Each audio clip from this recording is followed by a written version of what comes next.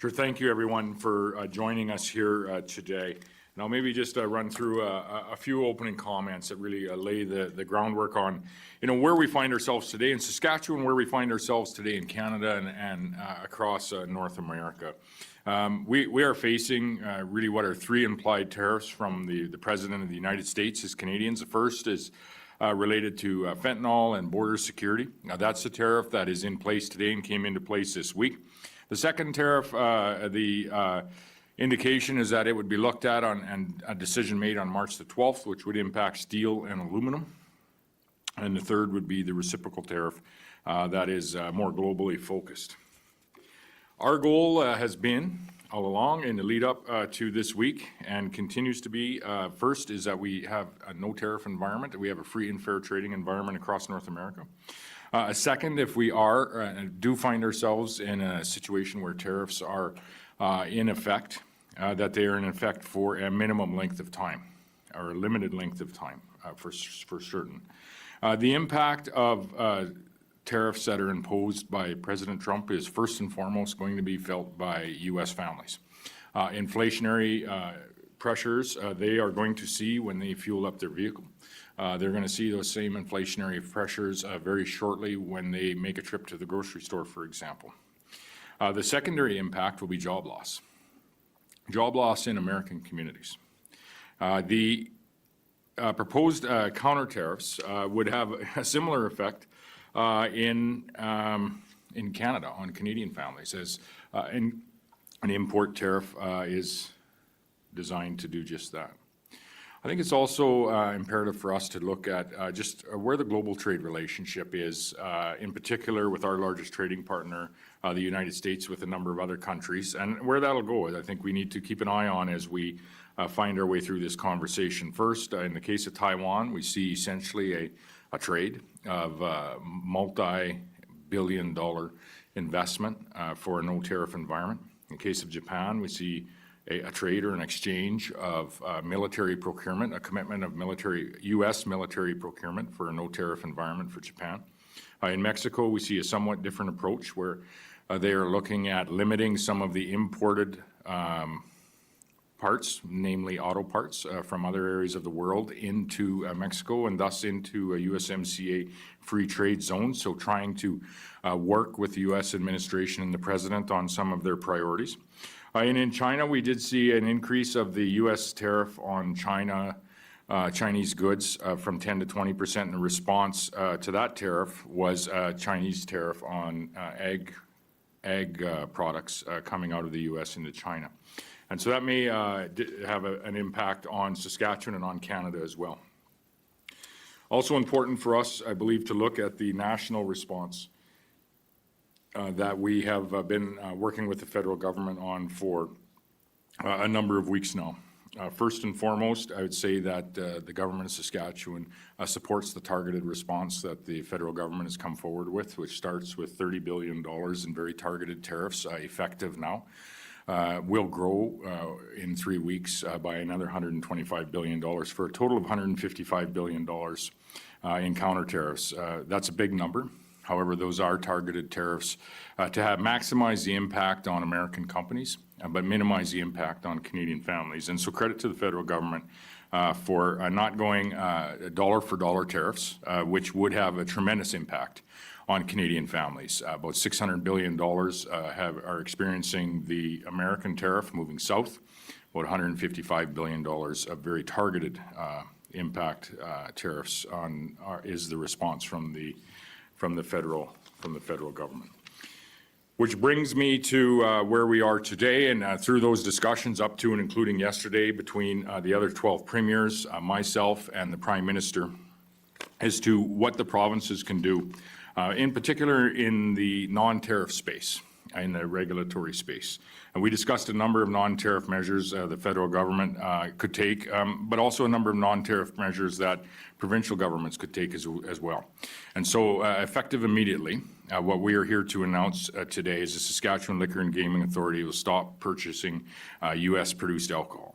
And we'll stop selling any U.S. alcohol that we currently have in stock to any of the private retailers that are in the province. We'd also announced that the goods and services that are procured by the government of Saskatchewan ministries as well as the Crown corporations are going to make every effort to prioritize Canadian suppliers. We're going to put our capital projects that are not yet in motion. We're going to put a very temporary pause on those projects to reassess how they are moving through the Sask Builds procedure. Those projects that are being constructed as we speak, the call and the ask has went out to the contractors involved to report back with respect to what level of American content they have in that construction and how they are going to drive that number down and drive the Canadian content up. The goal here is for us to greatly lower or even get to zero with respect to the U.S. procurement in the capital projects that we have, the publicly funded capital projects that we have.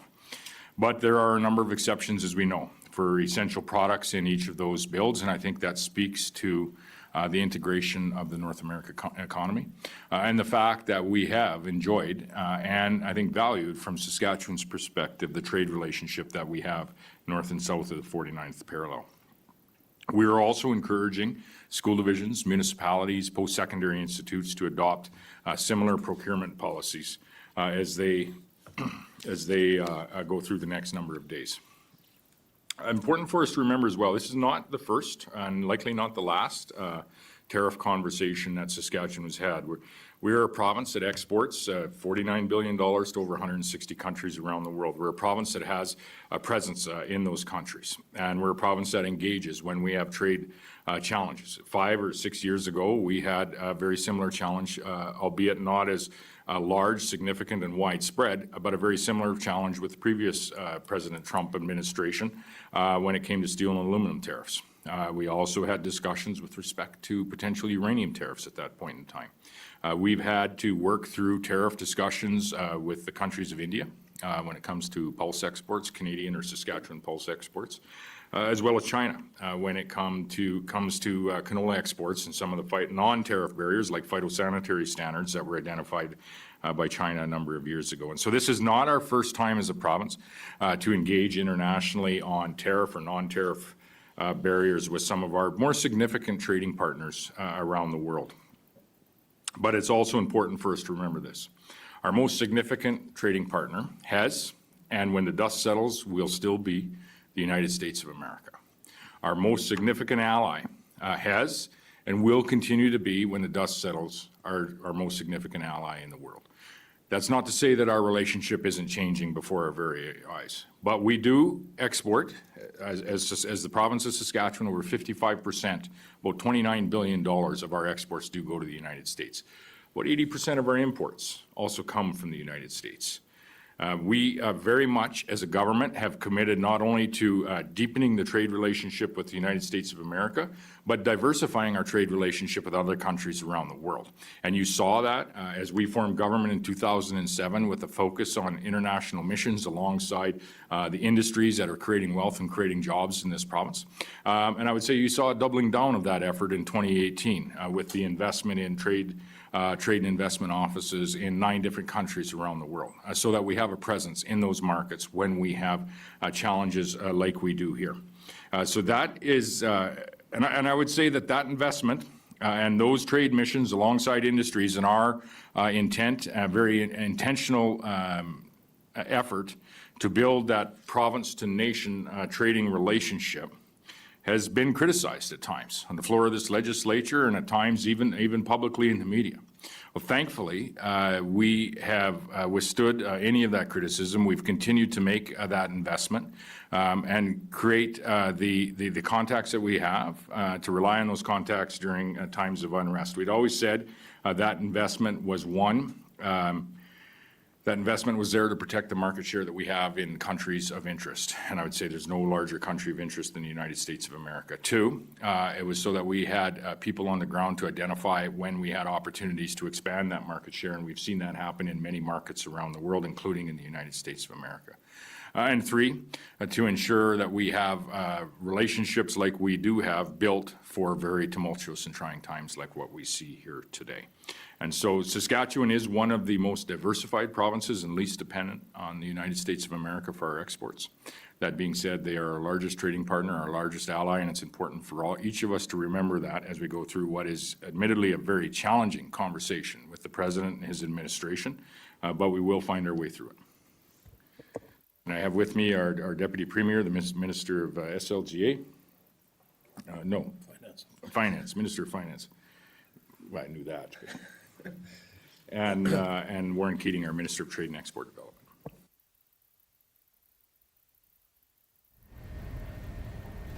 Seeing no questions, we'll. To announce basically what other provinces announced yesterday. Was this just decided in Cabinet this morning, and why was this not more impactfully announced yesterday?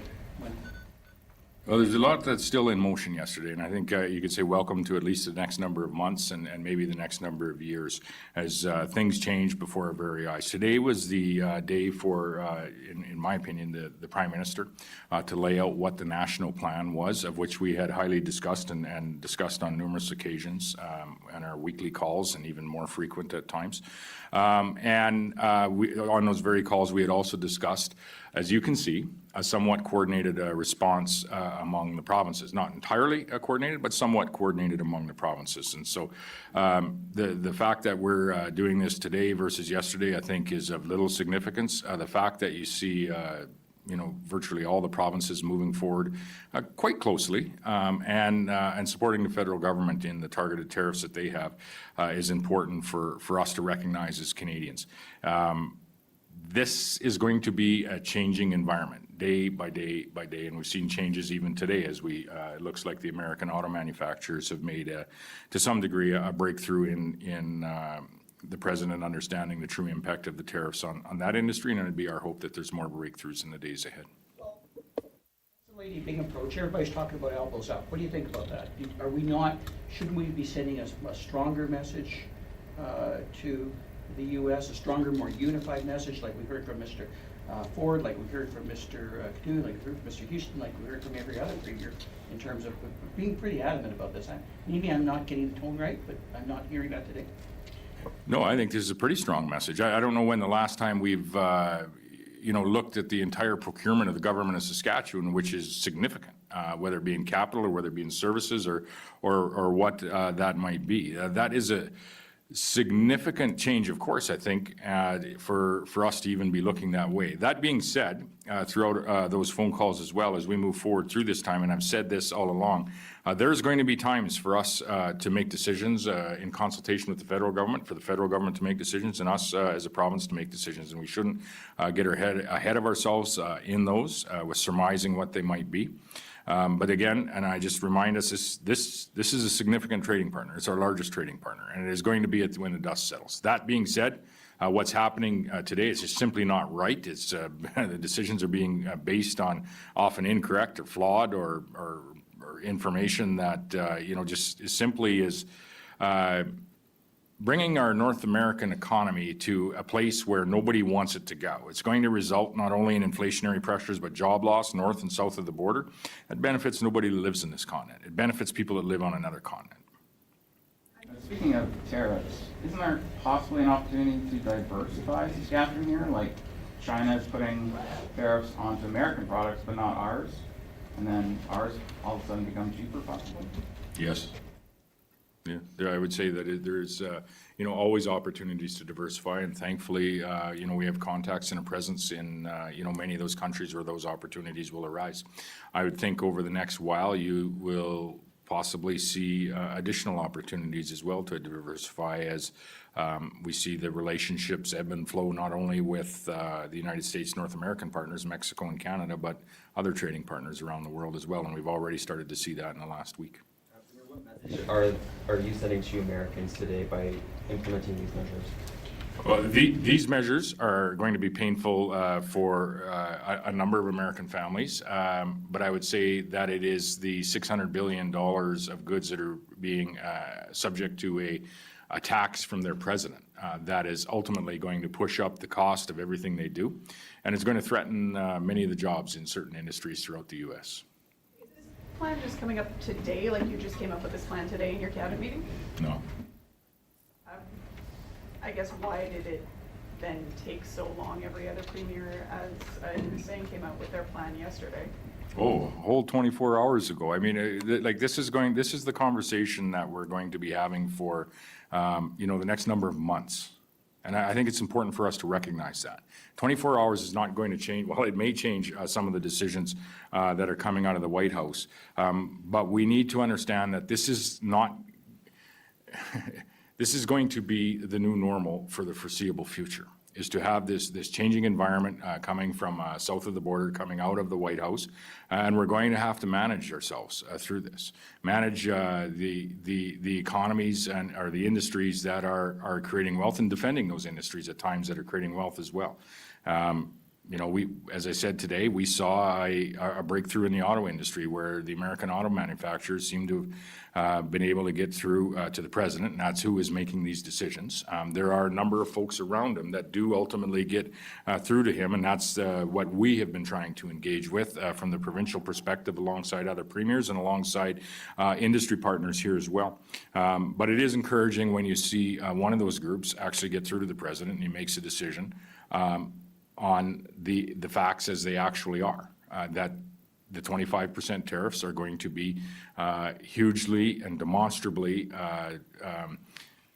impact the auto manufacturing industry to the point of shutdowns. And I think the same can be I think the same can be said for a number of other industries as well, many of which Saskatchewan supplies either the raw materials or some degree of value-added materials for. Suggested Saskatchewan no longer sell potash uranium oil to the U.S. and maybe find different markets. I guess you're kind of on the same page, but you're not quite prepared to cut them off completely. You'd rather find the other markets first. Yeah, well, it'd be very difficult, I think, to cut off the flow of a product completely. What Premier Ford has put forward with respect to electricity that is being produced by the provincially owned hydro company is to not even cut that off, but to actually add a surcharge to it. And so, adding a surcharge to a product that the government doesn't own would be a tariff, of which would be the federal government's purview or responsibility. Again, I would point to the fact that if you were to shut down production going to the U.S., and let's use potash as an example, that would result in immediate job loss in Saskatchewan. Immediate job loss in Saskatchewan. That's not our goal. Our goal is to open up markets not only in the U.S. and around the world. So, as we move forward, there's a lot of emotion in this discussion on when decisions are made, what decisions are made. There's a lot of hypothetical statements that are thrown out there. We need to understand that there is going to be a changing environment. Some of that is going to be emotional, but as we move forward, us as representatives of the government of Saskatchewan, we need to make very calm, sensible decisions that are in the best interest of the people that live here. With the idea that there might be another round of tariffs coming March 12th and then April 2nd, I suppose, what other options are on the table for Saskatchewan to respond to that sort of in an anticipatory fashion? That would be surmising or talking about the, hypothetically what might be happening in the future. And so those decisions will be made. But I can assure you, and to Lisa's question earlier, those discussions about, what opportunities we might have as a province, what opportunities we might have working alongside the federal government, those discussions are occurring as we speak, as were these discussions about moving forward in the space of procurement, as well as U.S. liquor and beer in our wholesale system here in Saskatchewan. You've seen largely that coordinated across the province over the course of the last 24 hours. And I think that's come about through the multiple discussions that we've had with the other premiers and the Prime Minister. So there being some relief for 3 oil manufacturers. You yourself have had 2 missions to the United States since Donald Trump came back into power. I'm wondering if those missions have yielded any results or if there's any possibility of utilizing any of the benefit of those trade missions occurring in the administrative work. Yes, And I would say not just the most recent missions to Washington, but some of the relationships that have been formed even prior to that. You know, there's some you know, representatives that have moved into secretary positions and whatnot that we've met numerous times over the last number of years. You saw Senator Grassley, he makes some, you know, some strong comments, and others are starting to make those comments as well when it comes to the impact of putting a 25% tariff on a product like potash, which largely, about 90%, 85 to 90% of U.S. potash comes from this province of Saskatchewan, as does about 35% of the global supply. So, yes, I would say that they are, and I think most recently you can look at the fact that energy is at 10% as opposed to 25% would be a very tangible, impact of those relationships over time. And I can assure you that that is and was part of that discussion and will continue to be part of that discussion, the importance of $15 billion of Saskatchewan oil, never mind the oil that comes from Alberta, going down into the Midwest, into places like Illinois, Ohio, Louisiana, and Texas, and providing the opportunity for people to work in those refineries and providing energy security to the United States of America. So, but they need to keep going. We've done them for over a decade and a half now. And it's a relationship that isn't built overnight. It's a relationships that are built over time, and we need to rely on them today, and we need to utilize them. And it's our hope, as we said, our goal from day one has been that there's no tariffs, and if the tariffs were introduced, that they'd be on for a minimal amount of time. Just trying to understand it for what you said. Saskatchewan does not have jurisdiction to put an export tax on potash. That's the federal government's jurisdiction? Yeah, as it goes as an export tax. Yeah. Okay. And they shouldn't do it. I don't know if they're considering doing it on automobiles, given the most recent decision. I would hope not. We wouldn't support that either. And what was your conversation with Mr. Ford yesterday about this idea of restricting potash, putting a tax on potash? Restricting or putting a tax on? Well, he suggested you consider no longer Shipping it. Right. So what was that conversation like? That conversation would be pretty short. I'm not going to put Saskatchewan people out of work at potash mines. In light of the conversation or the exemption that Trump granted to automakers today, has that changed your calculus at all about whether or not you support retaliatory tariffs that we have at the moment? Well, I just said we do support the very targeted $155 billion of retaliatory tariffs that the federal government is moving forward on. Begrudgingly, I would say as well, because all tariffs are going to have an impact on you and I. And every other family that lives in North America. The tariffs that President Trump is putting on will largely have an impact on American families. The retaliatory tariffs, yes, will have an impact on American businesses, but will largely have an impact on Canadian families as well. And Jim, maybe when I'm finished, you can speak to what the economic impacts are to our province of Saskatchewan. So we are supportive of that very targeted package of retaliatory tariffs. Not supportive of export tariffs, certainly not at this time. The export tariffs are really a tax or export stoppages, if you could even do such a thing, will put Canadians out of work. Why think you left the table at this particular point, and why is a more tempered approach that underscores that helpful at this point? When you're dealing with the government in the U.S., it's obviously not particularly rational and not particularly reasonable and everything else. I don't understand the tone here versus what I heard from other premiers. And I'm still trying to better grasp why you're choosing this route, because no one else is seeing. Do you think it'll be fixed by anger?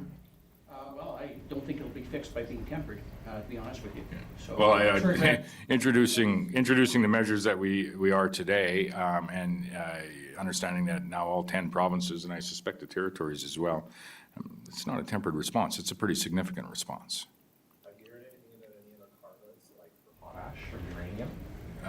You hear about them when I do. Yeah. Jim, do you want to just make a comment on the provincial impact to our economy? Sure. So, of course, our finance officials have been working diligently trying to understand if tariffs are on. And of course, this all is contingent on how long they're actually on. But if they annualize it, the last estimate that they provided to me is an effect to the GDP would be $4.9 billion, which is about 5.8%, so very significant on the GDP side, and overall would reduce revenue to the province by up to $1.4 billion. Now, hopefully, that would be a worst-case scenario. That would be the tariffs as they were announced, 25 and 10, and annualized. So obviously, we're hoping it would be significantly better than that. As the Premier said, things are changing literally by the hour, so we're hopeful cooler heads will prevail. On that note, what is the off-ramp here? Is it early renegotiation of USMCA, or what's the off-ramp to diving down? Likely. As the Prime Minister said yesterday, it's a little bit difficult to actually put your finger on what is being asked for by the President. There's a number of things that get floated out on a daily basis, and there's things that change from day to day. And as I said, this is the new normal for the foreseeable futures. Things are going to change very quickly.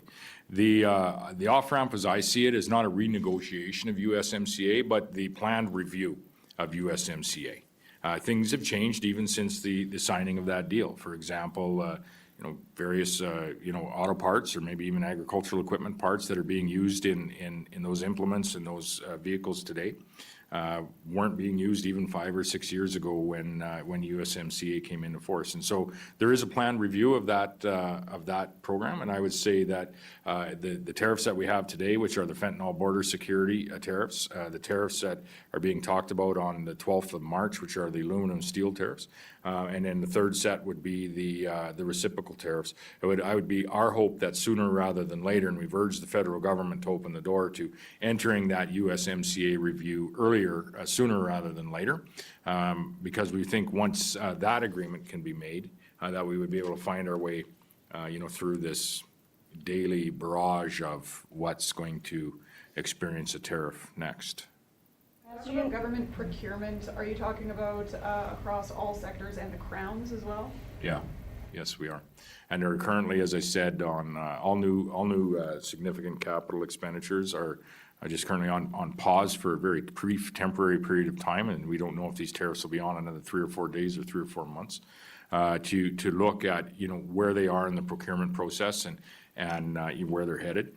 And then second to that, the projects that are already in motion, we've asked the proponents and the contractors to report back to the government of Saskatchewan as to what content you might have in your subcontractors. The total of the cost would be American. It would be come from the U.S. of U.S. origins. And how are you going to drive it down? How are you going to define that, though? Like, let's say you're hiring McKinsey, which has offices in Canada, but technically was started in America. How do you define what is American, what isn't American? Yeah, there's some challenge in that, and then I would say there's also some challenge in first of all in what is American, and the second challenge would be in can you get the product somewhere else, and is it only available there? And why this is so challenging is due to the integration of our economies. You have businesses, and we have them in Saskatchewan-based businesses that have offices throughout the U.S. as well, probably the largest of them being a couple of our potash companies. But we have grain companies as well as some of our short-line manufacturing companies that have offices throughout the U.S., which I think speaks to the integration of our economy, regardless of the industry, speaks to the detriment of any talk of tariffs, and how hurtful and painful they can be from an economic perspective to families on both sides of the border. So it's I think there you have struck on what is the overarching challenge is we do have an integrated economy. Steel is crossing the border 5-6 times before it's going in the ground as a piece of pipe. I often tell the story of an ag crop year cycle and just how integrated we are with the products that flow back and forth across the 49th parallel. And so therein lies the challenge. And I think therein lies the most important thing that we all need to remember throughout this is entirely problematic when we are working through a 25 and 10% tariff. It's problematic for people, for individuals. The President has said this is going to create jobs and increase the wealth and better cost of living for Americans. It's been tried before, and it simply didn't work. And it isn't going to work this time. It's actually going to benefit people in other countries around the world. It's not going to benefit anyone in North America because of the deep integration of our economies by their very design, not just by their geography, but by their design. And so we need to all remember as we get into this, as frustrating as it is, and as challenging as it is, and as hurtful and impactful as it is in the way of job loss and inflationary pressures, we need to find a way through it. And it's incumbent on our federal government and our federal leadership to look for every opportunity, like Japan has been able to procure, like Taiwan has been able to procure, Mexico is attempting, to walk through the door when you have the opportunity to get us to an environment where we're back to trading in a free and fair trading environment as opposed to experiencing these tariffs that are just entirely detrimental to the Saskatchewan economy, the Canadian economy, and I would say our North American, not only energy and food security system that we have built, but our general security as well. You said that you're supporting counter tariffs kind of begrudgingly, and I'm getting like a lot of reluctance, I guess, as you're speaking about this. Can you just talk about that a little bit more? Why begrudgingly? Well, I think if you asked every leader, they would actually, in their truest form, answer that the same way, because they're harmful to Canadian families. Tariffs that are put in by President Trump are harmful to American families. They are increasing the cost of fuel, increasing the cost of groceries, and virtually $600 billion worth of goods that flow south into the U.S. Are going to be a higher cost tomorrow than they are last week because of those tariffs being in place. The same can be said for counter tariffs, which are tariffs on products that are coming into Canada that you and I are purchasing. So yeah, I understand the necessity of that very targeted tariff package, and I said we not only support it, but we appreciate the fact that the federal government has been as careful as they can be in not impacting Canadian families in any large degree. It will have an impact, but not impacting Canadian families near as much as if we went the full $600 billion dollar for dollar tariff response. However, in the products that they have selected, it should have what they consider the maximum impact on American businesses. And I've said from the beginning that targeted tariff package to have an impact on American businesses was always the goal of Saskatchewan. That's what we did 5 years ago, and that's what we did 10 or 12 years ago under country of origin labeling. And so credit to the federal government for coming up with that package. It's much larger this time than it has had to be in times previous. But no, we don't want tariffs on or counter tariffs for that matter. I get, not to repeat the same question over and over again, but you say that from other premiers, we're hearing a lot more rah, Team Canada, let's fight back, as opposed to we're doing this begrudgingly. I guess why is there a difference there? Why are you on this side and not that side? We're all on the same side, and there is only one side, the side of North America, and Canada very much is a part of that. The North American trade agreement, whether it's NAFTA or whether it's USMCA, have built a very integrated economy, not only from across the 49th parallel between Canada and the U.S., but between Mexico and the U.S. and Canada as well. It's a very integrated economy, and that's what makes these tariffs so very painful to industries that are creating jobs and wealth in our province, across our nation.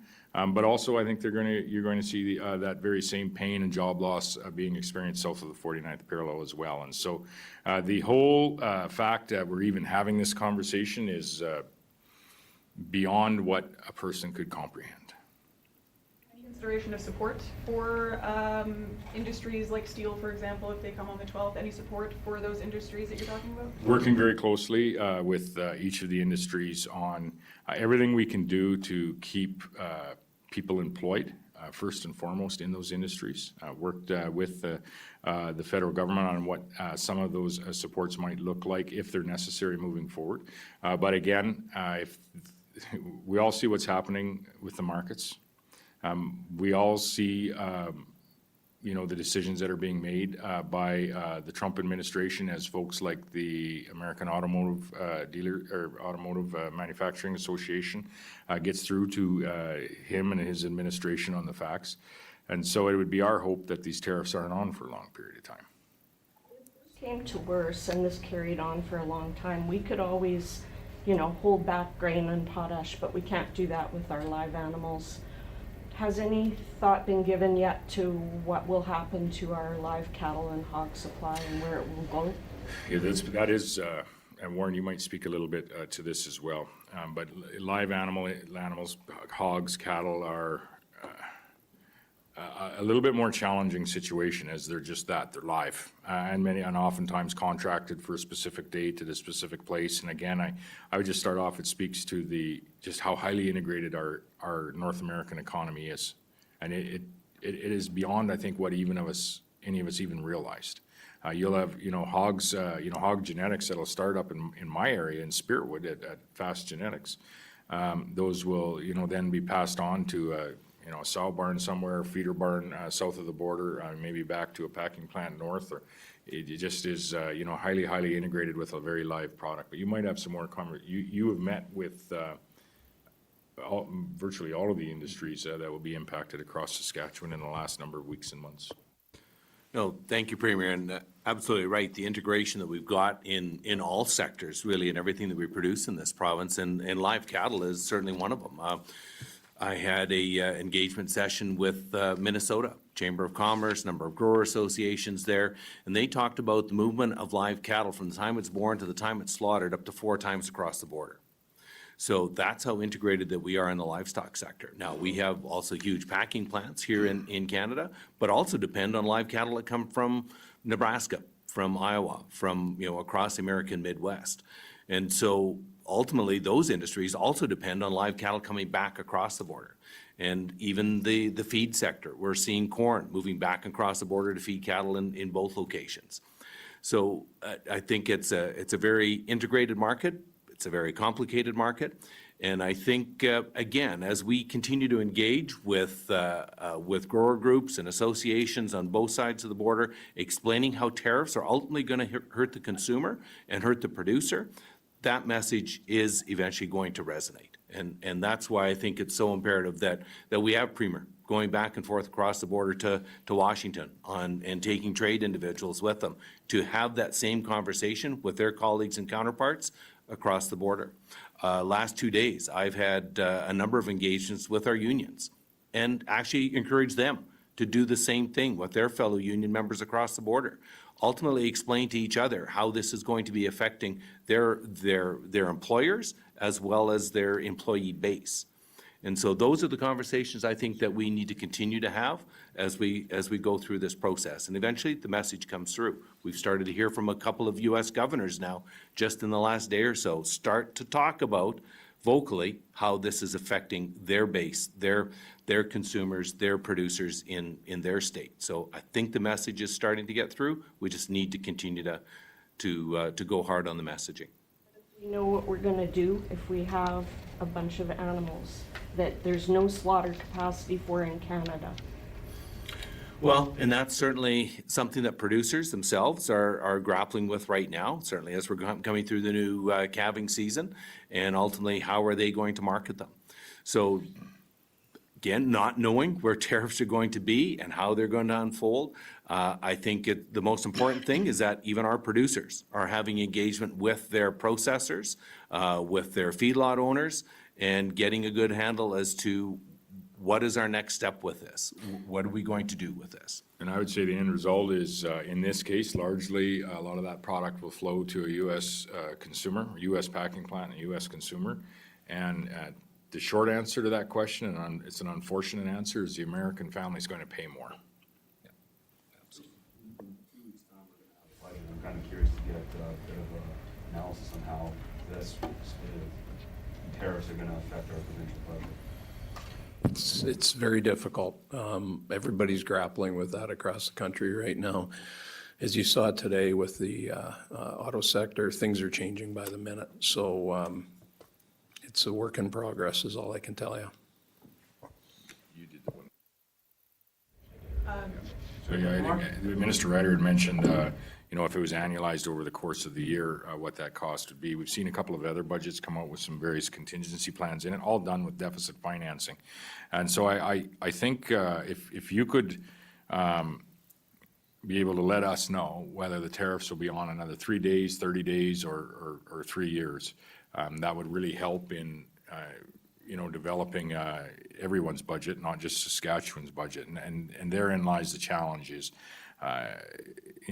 what length of time, at what rate will the other two tariffs actually stack onto this? And this is the utter chaos that we are dealing with. And I had a conversation last night actually with a municipal leader about the challenges that they're having in developing their budget as well. Just existentially, some of their capital projects are awfully expensive relative to what they were 5 years ago, and there's a real concern as they look at some additional capital projects this summer and into the next year or two, that's going to get a significant amount worse as opposed to better. And so there's concern, I think, at all levels of government.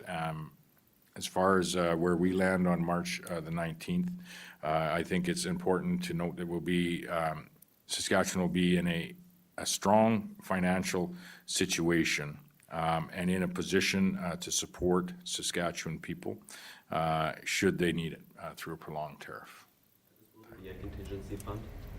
We'll find that out on the 19th. And as I said, contingency funds that were put in place in the budgets I've seen thus far were done through deficit financing. So if you have one or don't have one, and you make one throughout the year, if it's needed,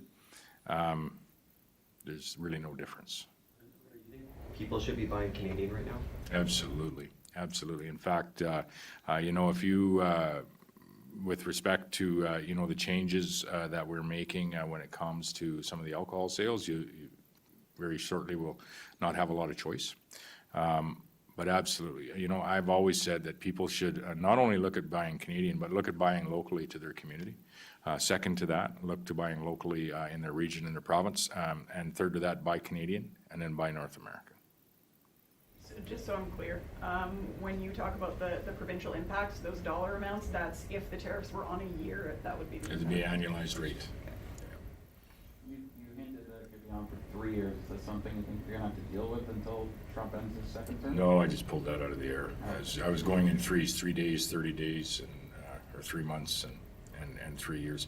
My hope would be for 3 days or less. As I said, our goal has been very, very clear, and it really is. It's really senseless. When you look at the degree of integration of the North American economy and how we are achieving that food, energy, and manufacturing security together, and I understand there's opportunities where the president would maybe like Canadians and the Canadian government to look in the mirror when it comes to military procurement, for example, achieving our 2% spend. And I won't speak for all the premiers, but what I hear is a lot of support for that around the First Minister's table, even to the point of potentially, if we don't have the ability to procure it all with Canadian sources, is take a look at what Japan did. By essentially trading some U.S. military procurement for a non-tariff environment. So there will be opportunities as we work through what is a very chaotic conversation with the president and his administration. There will be opportunities for our federal government to find a way to a deal, as to quote the president. And we should be looking for those. Not saying that we take every one, because we don't want a bad deal for Canada. For sure, we want a deal where at the end of the day, it is good for Americans, but it's essentially good for Canadians as well, and good for us in the province of Saskatchewan. Where we are right now can't last. The markets are stating just that, but it can't last because we are going to experience job loss across North America, not specific south and north of the border.